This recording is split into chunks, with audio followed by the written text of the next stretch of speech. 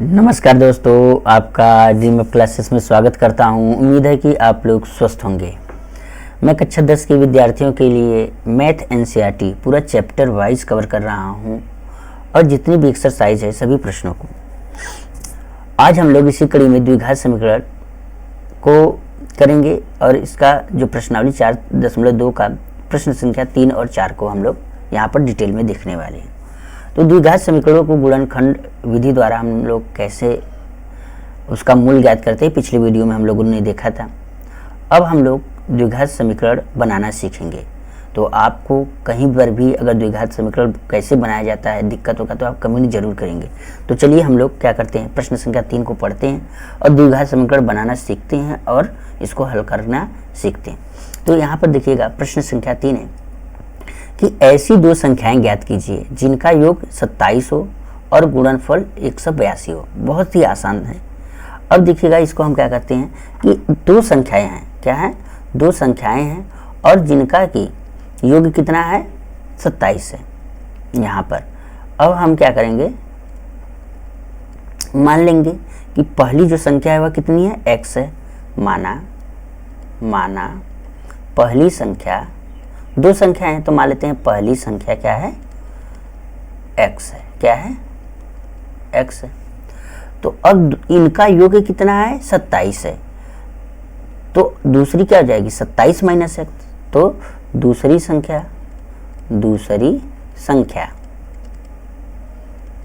क्या हो जाएगी? 27 माइनस x। जैसे इसको उदाहरण के रूप में लेते हैं, जैसे दो संख्याओं का योग कितना है? 27 है। अगर मान लेते हैं कि पहली संख्या 10 है तो दूसरी संख्या क्या होगी? 27 में से अगर हम 10 को घटा देंगे तो कितना आ जाएगा? 200, यानी कि 17 आ जाएगा। तो यानी कि ये क्या हो गई हमारा? 27 माइनस 10 हो जाएगा। उसी प्रकार से हमने मान लिया कि पहली संख्या कितनी है? 10 है। तो दूसरी क्या हो जाएगी? 27 माइनस x हो जाएगी। अब इनका योग कितना दिया है? 27 दिया हुआ है और इनका गुणनफल कितना है? 182 है। तो प्रश्नानुसार अब इनका जो है कि गुणनफल दिया हुआ है 182, तो x और इनका गुणा कर देते हैं, 27 माइनस x बराबर 182।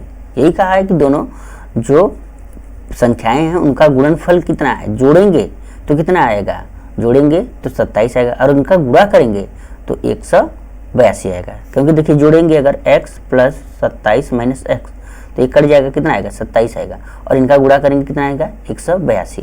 तो अब हम क्या करेंगे, ऐसे ही द्विघात समीकरण हम बनाना सीखेंगे। बस बहुत ही आसान तरीका है कैसे बनाया जाए। जैसे जैसे प्रश्न में बोल रहा है वैसे वैसे आप करते चलेंगे तो आपको कोई गलती नहीं होगा। तो अब देखिएगा, इस x का गुणा दोनों में करेंगे, दोनों पदों में। तो x का 27 में करेंगे तो 27x और इसमें माइनस x स्क्वायर हो जाएगा बराबर 182। ठीक है। अब हम क्या करेंगे, इसको मानक रूप में व्यवस्थित करेंगे। मानक रूप कैसे होता है? ax square plus bx plus c equal to 0। तो पहले हम x स्क्वायर को लिखेंगे, तो x स्क्वायर, अब यहाँ पर माइनस में तो माइनस लिख देंगे, प्लस 27x। अभी इस प्लस में इधर है, इधर आएगा तो क्या हो जाएगा? माइनस में 182 इक्वल टू 0 हो गया। ठीक है। अब हम क्या करेंगे, माइनस को कॉमन ले लेंगे, तो x स्क्वायर यहाँ पर प्लस है तो माइनस हो जाएगा, 27x माइनस है तो प्लस हो जाएगा, 182 इक्वल टू 0।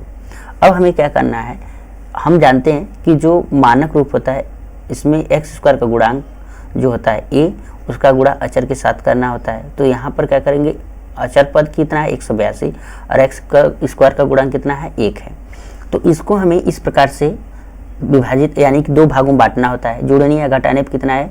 27 आएगा और एक जो है कि और गुणा करने पे 182 है। तो हम क्या करेंगे, 182 का अभाज्य गुणनखंड करते हैं 182 का। ठीक है। पहले 2 से करेंगे तो 9 आ जाएगा और यहाँ पर 1 हो जाएगा। ठीक है। अब 7 से करते हैं। ठीक है। 7 एक कम 7 बचेगा कितना? 2, 7 त्रिका 21, फिर 13 यहाँ पर हो जाएगा। ठीक है। 13 कम 13, हमें कितना लाना है? 27। तो देख रहे हैं कि 13 और 7 दूनी 14, 14 और 13 करेंगे तो क्या आ जाएगा? हमारा 27 आ जाएगा। तो इस प्रकार से क्या आ जाएगा, एक्स स्क्वायर माइनस, और 14 और 13 का गुणा करेंगे तो कितना आएगा, 182 आएगा। तो यहाँ पर 14 माइनस यानी प्लस 13 x प्लस 182 बराबर 0। यह हो गया। अब हम क्या करेंगे, ब्रैकेट को ओपन करेंगे, एक्स स्क्वायर, अब यहाँ पर देखिए माइनस है, यहाँ पर प्लस है, इसको ध्यान देंगे जब भी ब्रैकेट को ओपन करेंगे, ध्यान दें कि कैसे हमें लगाना है। तो क्या हो जाएगा यहाँ पर -14x, अब यहाँ पर माइनस है, यहाँ पर प्लस है, तो क्या हो जाएगा -13x प्लस 182। ये हो गया, ठीक है, इतना समझ में आपको आना चाहिए। अब यहाँ पर हम क्या करेंगे, दो दो का पेयर बनाएंगे, तो क्या हो जाएगा, इन दोनों में कॉमन क्या है, x है, तो x -14, और यहाँ पर कितना है कॉमन, 13 कॉमन है, -13। तो यहाँ पर क्या बचेगा x, यहाँ पर माइनस कॉमन हो चुका है तो प्लस है तो माइनस हो जाएगा, -14 बराबर 0।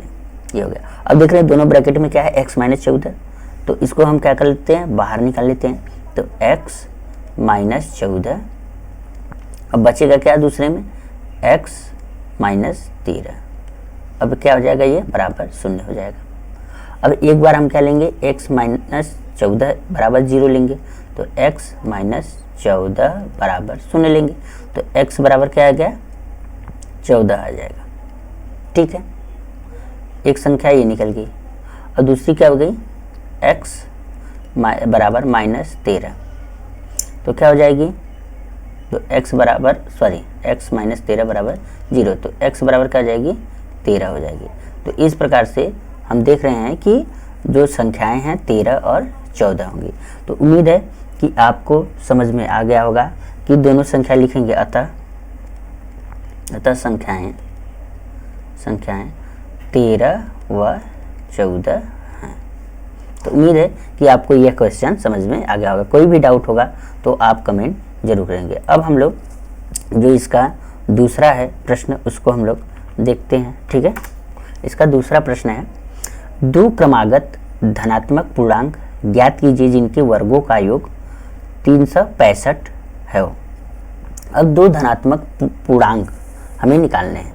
तो अब हम जानते हैं कि धनात्मक पूर्णांक क्या होते हैं, जो 1 से अनंत तक की संख्याएं होती हैं, ठीक है, धनात्मक होती हैं, उसको धनात्मक पूर्णांक कहते हैं। क्योंकि पूर्णांक 3 टाइप के होते हैं, एक तो धनात्मक होता है 0, फिर 1, 2, 3, 4 ऐसे अनंत तक, और माइनस में भी होता है -1, -2, -3। तो यहाँ पर किसकी बात होती है, धनात्मक पूर्णांक की, और शून्य पूर्णांक होता है और ऋणात्मक पूर्णांक होता है, यहाँ धनात्मक पूर्णांक की बात है। अब दो क्रमागत धनात्मक पूर्णांक, क्रमागत का मतलब तो होता है जैसे 2 के बाद कितना आया, 3, 2 में हमने कितना जोड़ा है, 1 जोड़ दिया तो 3 आ गया, फिर 2 में हम 3 में 1 जोड़ देंगे 4 आ जाएगा। तो यानी कि क्रम से जो आए उसको हम बोलते हैं क्रमागत। ठीक है, तो हम मान लेते हैं कि माना हल करते हैं इसको। ठीक है, माना क्रमागत धनात्मक संख्याएं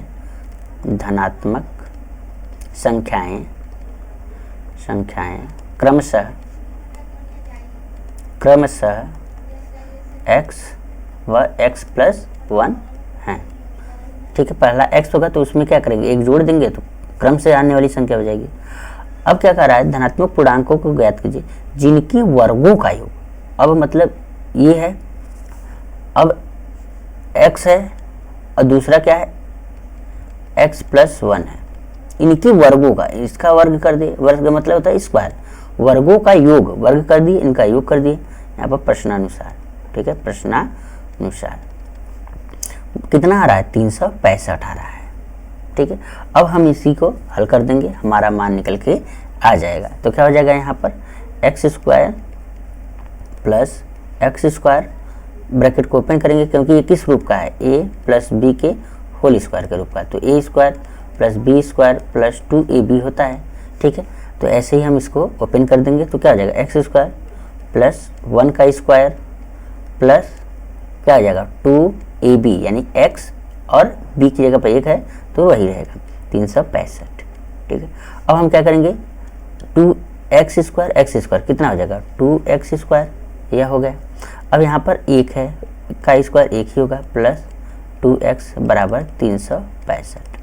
अब देखिएगा इसको हम क्या करेंगे, मानक रूप में लिखेंगे, तो इसको हम इधर लाते हैं, तो 2x², बस इसका जगह परिवर्तित कर देते हैं, तो 2x हो गया। अब यहाँ पर +1 है, अब इधर देखिएगा ये प्लस में इधर आ गया तो क्या हो जाएगा माइनस में, 365 बराबर 0 हो गया।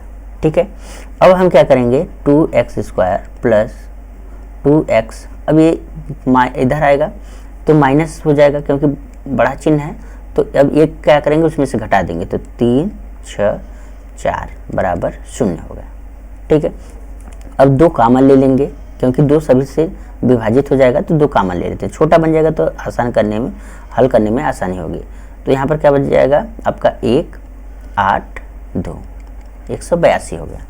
ठीक है, अब हम क्या करेंगे कि इनका गुणनखंड करेंगे जैसे हमने पिछली वीडियो में किया था, तो x² यानी मध्य पद को लाना होता है, तो 182। ठीक है, इसका हम करेंगे 9, 1, जैसे पिछला वाला एकदम वही समझिए कि प्रश्न ही आ गया है। ठीक है, तो 7, 13 और यहाँ पर तो 7 दूनी 14 में से 1 घटाएंगे, आ गया x, तो यहाँ पर क्या हो जाएगा x² प्लस 14 माइनस 13x, ठीक है, माइनस 182 बराबर 0 हो गया। इतना समझ में आया कि नहीं। अब यहाँ पर क्या हो जाएगा, x² प्लस 14, जब ब्रैकेट ओपन कर देंगे तो क्या हो जाएगा, अब 14 का गुणा क्या हो जाएगा, x में हो जाएगा, तो यहाँ पर हो जाएगा 14x माइनस 13x माइनस 182, ये हो जाएगा कि नहीं। आप लोग कमेंट जरूर करिएगा, आपको अगर पसंद आता है तो लाइक भी साथ साथ करते चलिए। ठीक है, तो अब यहाँ पर क्योंकि मैं आप लोगों के लिए इतना मेहनत कर रहा हूँ, आप लोगों का भी एक कर्तव्य बनता है कि आप लोग भी अधिक से अधिक सपोर्ट करिए और अपने दोस्तों के साथ शेयर भी करते चलिएगा। ठीक है, अब यहाँ पर हम लोग क्या करते हैं, 2-2 का पेयर बनाएंगे और उसमें से जो कॉमन होगा उसको हम लेंगे। अब एक बात करते हैं, इसमें देखिएगा, इसमें क्या कॉमन है, आपका x कॉमन है, तो बचेगा क्या, x प्लस 14 बच जाएगा। ठीक है, और यहाँ पर क्या कॉमन है, देख रहे हैं -13 कॉमन है, तो -13 ले लेंगे।